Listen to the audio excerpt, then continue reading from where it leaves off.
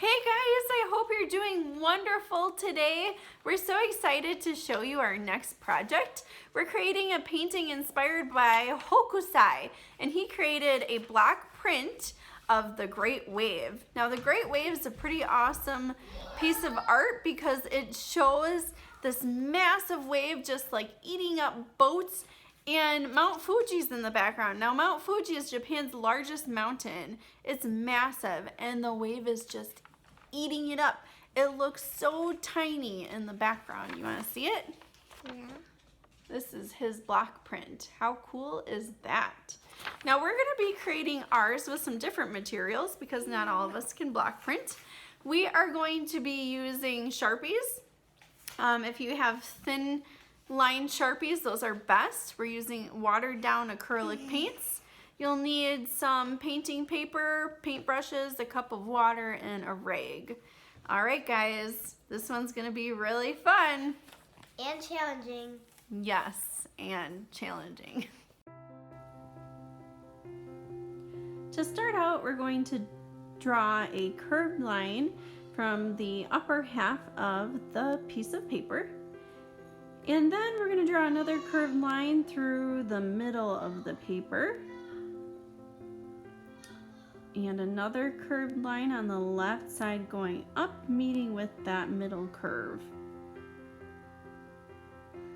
We're going to draw another curve going from the right side into the middle, and then we're going to meet from the right side to the middle, the large curve.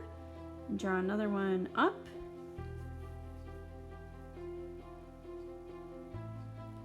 And then we're drawing Mount Fuji right in the middle.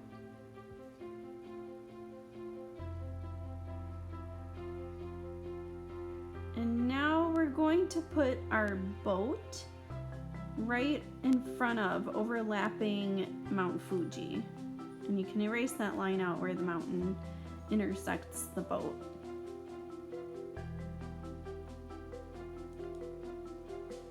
And it can be really helpful to go online and print off the Great Wave so you have a reference for the picture.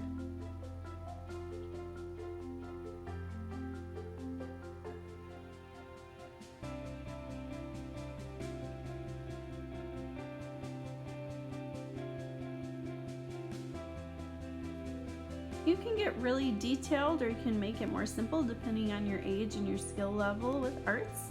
We're drawing in the heads now and their bodies. And now we're drawing the front tip of the large boat that is in the front of the piece of art. And it's kind of cutting into the wave.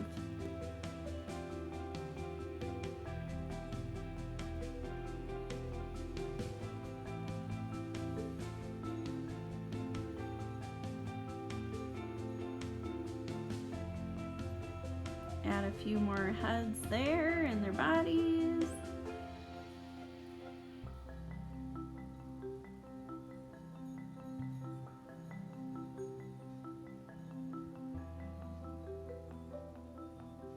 Now we're going to start drawing the jagged edges of the white parts of the waves. So on the right side, they are pretty sharp, almost like shark teeth. And then there are some U's going above there. And on the very right corner, they are reaching to the right and like curved U's. And as we get to the left side of the page, they start to look sort of like claws reaching out at the boats. So you can go back in and add all your details to the waves by drawing curved lines that sort of look like claws or fingers.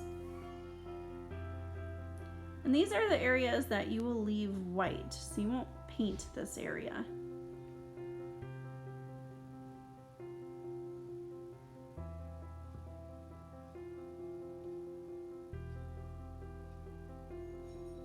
We're drawing some U's in that middle wave, and as it goes to the right, it starts to lean to the right, so lean those U's over and add some more sort of claws and U's above it to add more details.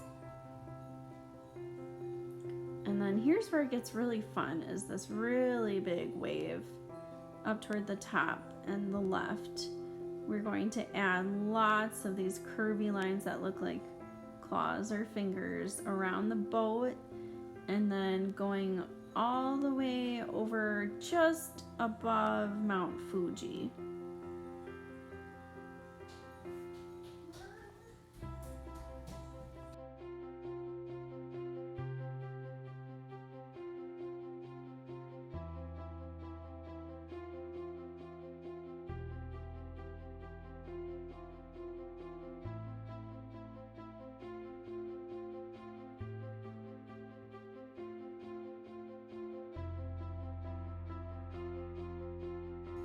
Once you're finished adding in all those cool claws, we're gonna start adding stripes and that go in the same direction as the water. You'll see why soon. And then we're adding in a little bit of snow detail on top of Mount Fuji. And then you can go in and add details to your boat.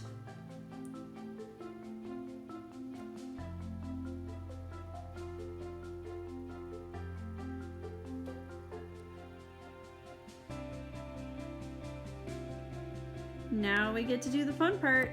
We're going to paint. And to make this look more like an ink painting, we're going to really water down our acrylic paint.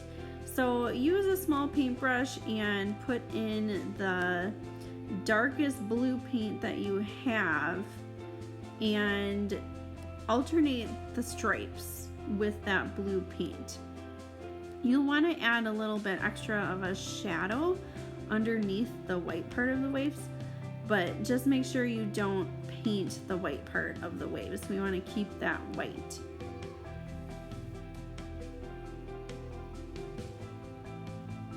And you want that paint transparent enough that you can still see your pencil marks through it. So you'll have to water down your acrylic paint quite a bit. You could also use something like tempera paint, or you could use inks if you have them.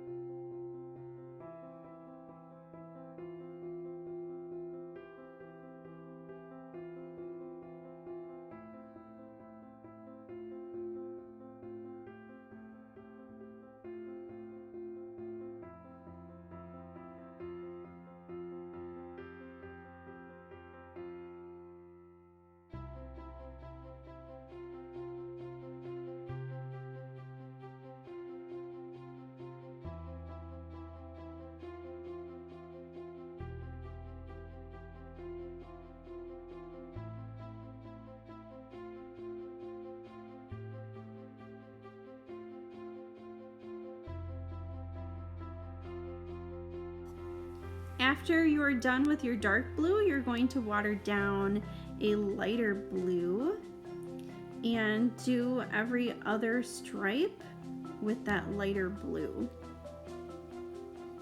So again, you want that paint to be light enough and watered down enough that it's sort of like an ink, and you can still see your pencil marks through it.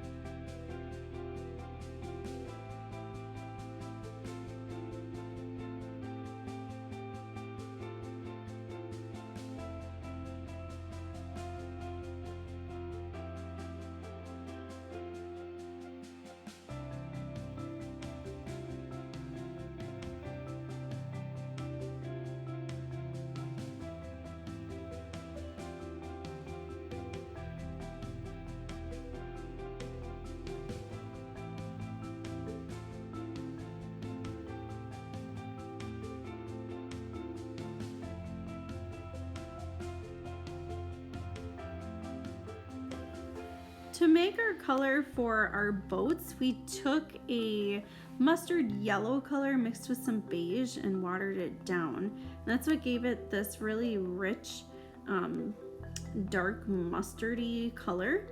And we're coloring in each boat with that color and using a watered down brown to fill in the details of the boats.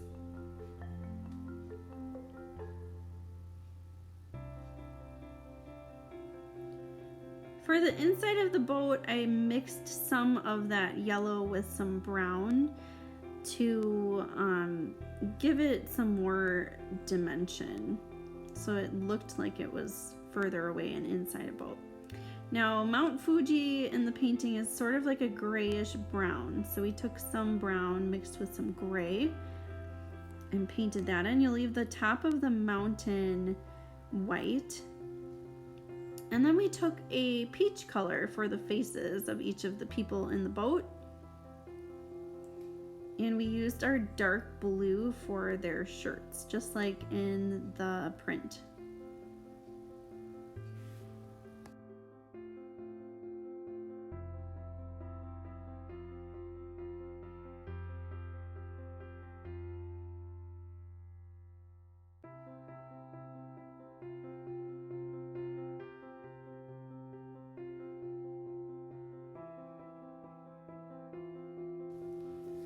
Now I'm just going back in and taking a darker blue underneath the crest of those waves to give it some more dimension.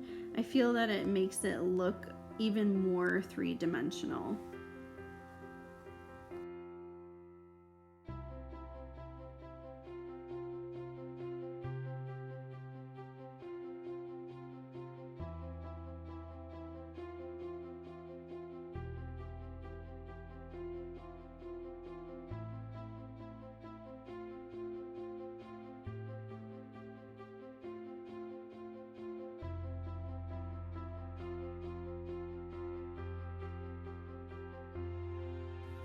Now for the sky, I'm using a larger brush, and for the area that's closest to Mount Fuji, I took a really watered down gray color and I'm spreading it around the sky, and then we're gonna work our way upward to a creamy white color, which then fades to a yellow.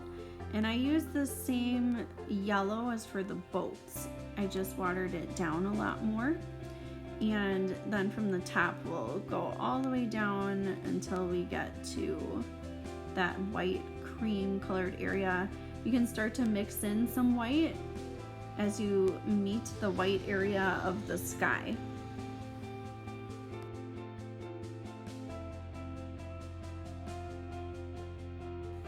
Then a really fun detail you can add is you can get your paintbrush wet, put some white paint on it, and then tap it. Or you can take a toothbrush and get some water splashing. You can go back and darken your pencil marks or go back over with some Sharpies too. Woo, that was challenging, wasn't it? Yeah, did you have a fun time though? Yeah. It's always nice to push ourselves, even if it's art or any other school subject. You can push yourselves, you can do it.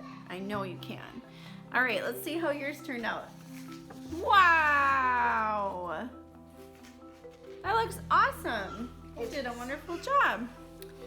And here's mine. This is the final product. I went back over it with some Sharpies and some, put in some more shadowing in the wave. I'm pretty happy with how it turned out, even though, you know, we go through these art lessons pretty quickly. And my 6-year-old wanted to show her work in progress. So she has it drawn out here and just needs to continue painting. So for younger ones, this is pretty challenging. They might need extra time to work on their painting. Maybe they can work on it over the course of a couple days. It's a big project. So thank you guys so much for joining us again. We love doing these art lessons with you. Be sure to follow our blog, www.wildfreeandcrafty.com. We are going to be posting a new lesson plan and recommended supply list this coming week. We're working with a different art supplier that says that they can ship within 2 to 4 days. So you should be able to get your supplies by early next week. We will do a couple projects in the beginning of the week that are just with things that you can use from home. Be sure to go on our Facebook page. It's at the Rustic Orchid Sign Co. So, or you can search for the Rustic Orchid. It's not orchard, it's orchid. We are doing a contest on Facebook. So if you go on our timeline, you can see that we've posted the different projects that we've done in the last couple of weeks. And if you post your pictures of your artwork below and in a comment, we will enter you in for a giveaway for our first ever Kids Craft Club, which is a subscription box we'll be sending out every month. You can win one for free. So be sure to go on our Facebook page and enter by posting pictures of the artwork that you have created. Pretty awesome. Well, I hope you guys have a wonderful day and we'll see you tomorrow. Bye. Bye.